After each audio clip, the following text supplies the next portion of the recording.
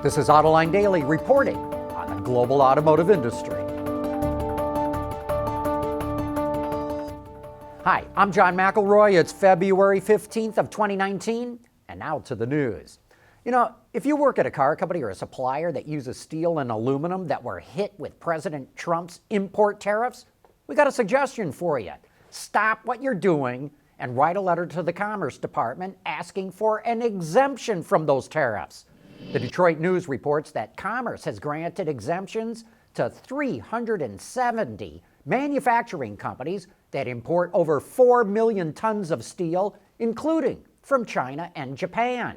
Even foreign-owned automakers with plants in the U.S. have gotten exemptions, and that includes Toyota, Hyundai, Mercedes-Benz, and Volkswagen. So far, Ford and GM have not asked for exemptions, but that's mainly because they use steel and aluminum made in the USA. But FCA did ask, and it's going to save over $100 million this year on hot-dipped, galvanized carbon sheet steel coming from Germany. The first electric Kia Soul had a range of just over 110 miles, but the new one can go much further.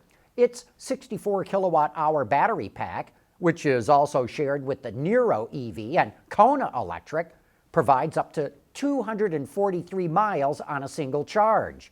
The 2020 Soul EV will be on sale soon, and so the price should be announced shortly as well. You know, one of the joys of driving electric cars is the instant torque they provide, and a Japanese company is showing just how fast EVs can be. Aspark, a company founded by Masanori Yoshida in 2005, is creating an EV hypercar called the Owl that can go from 0 to 100 kilometers an hour in under 1.9 seconds. It's got a 750-volt lithium-ion battery pack and two 140-kilowatt electric motors at the front and two 300-kilowatt motors at the rear. It has a range of 300 kilometers, that's about 186 miles, and it's based on the WLTP. Its top speed comes out at 174 miles an hour, or 280 kilometers an hour. While the engineering was done in Japan, the Owl will be built in Italy by Manifattura Automobili Torino. I love saying that. Manifattura Automobili Torino. The final production version is going to be revealed at the Dubai Auto Show in November. Deliveries to customers start in April of 2020. Lighter, safer, stronger, quieter, and more sustainable. Tell us where you need to go, and we'll help you get there. Dow Automotive Systems. We don't succeed unless you do. General Motors has given a name to its e-bike brand. It's called Arrive, and it's going to offer two choices: the Meld, a compact e-bike, and the Merge, a folding e-bike.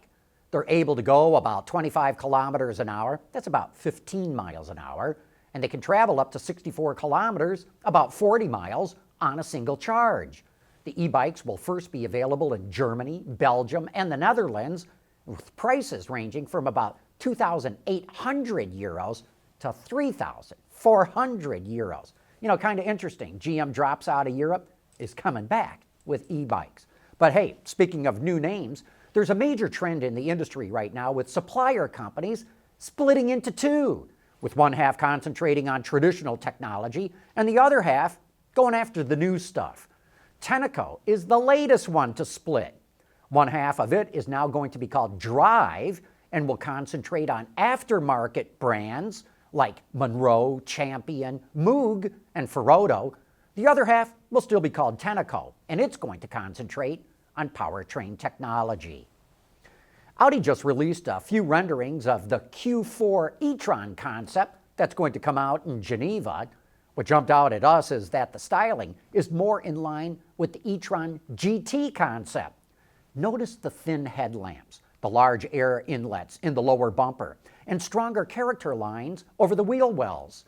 The interior is highlighted by sharp lines that draw your eye into the instrument cluster and the infotainment screen. You know, it all seems very driver-focused. And also notice, it looks like it's got a head-up display. Tesla is rolling out more of those over-the-air updates. Sentry mode uses the autopilot's cameras to keep track of what's going on around the vehicle. For mild stuff like someone leaning on the car, a message will pop up on the big center screen. Something more serious, like a window getting busted out, will set off the alarm. It'll start loud music blaring, the owner will get notified, and the car will capture 10 minutes of footage on a USB card. Tesla also introduced dog mode. It's a cabin temperature control setting for the times when customers need to leave their pet in the vehicle. A message even shows up on the screen that displays the temperature inside the vehicle and a note that says the pet's owner will soon be back, so don't break out the windows to let the dogs out. Autoline Daily is brought to you by Bridgestone Tires, your journey, our passion. Dow Automotive Systems, advanced materials that deliver better results. And by ExxonMobil. Amazingly, there are thousands of jobs in the automotive industry right now that are going begging. The number one problem for automakers and suppliers, they are struggling to try to fill those jobs. And that's the topic on Autoline this week. We're joined by two experts in recruitment, and in the following clip, they explain just how big of a problem this is. And it's at all levels. You know, it is executive recruitment. We're busy. We're as busy as we've ever been, and the demand coming into this year is unabated. It's the demand for senior level talent. But then when you sit down with the senior level talent or the senior HR people, they're looking at you for any other solution. What can you do for us at the the high pots, the up and coming, the next level executive, as well as it filters down to the factory floor. People, you just can't find people to work. Jessica, I'm sure you've run into this issue as well. We have, and it's actually part of why we decided to set up the Institute. I came from the mobility services business and saw it myself with my own eyes. And so last year we announced that we were going to start down this path and try and understand what the need for mobility talent was. We actually spent some time doing some research with BCG and really validated exactly what Brad said. In the next 10 years, we believe that there'll actually be a need for 100,000 new professional level workers in mobility in the next 10 years. So this is a problem now, and it's continuing to grow. And that's not even at the skilled trades or on the factory floor. For more about that struggle on automotive jobs, you can watch that entire show right now on our website, Autoline.tv, or you can find it on our YouTube channel. But with that, we wrap up today's show, this week's worth of news. Thank you for watching, and have a great weekend.